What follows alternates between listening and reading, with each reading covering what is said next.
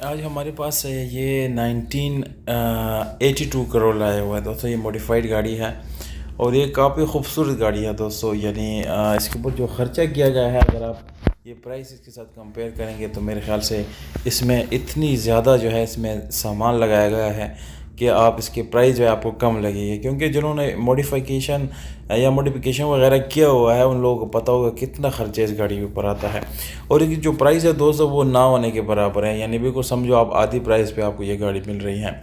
1982 Karachi register की गाड़ी है। डॉक्यूमेंट इसके साथ है, आप लोग चेक कर सकते हैं।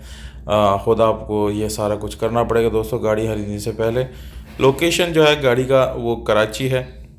जो कराची के मेरे दोस्त है वो लेना चाहते हैं तो बिल्कुल आप इससे रब्ता करके ले सकते हैं। मोबाइल नंबर आप लोगों को डिस्क्रिप्शन से भी मिल जाएगा और यहाँ पर स्क्रीन के ऊपर भी आपको मिल जाएगा। दोस्तों गाड़ी की डिमांड 6.5 लाख रुपए है।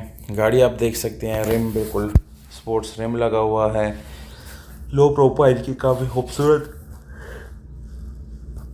इसकी जो है टायर आपको मिल जाते हैं। और गाड़ी शावर्ड है दोस्तों, बाहर से बिल्कुल रीपेंटेड है, साफ़ सुथरी कंडीशन गाड़ी है दोस्तों। आप लोगों को कंडीशन से अंदाज़ा हो गया होगा। बाकी जो लोग लेना चाहते हैं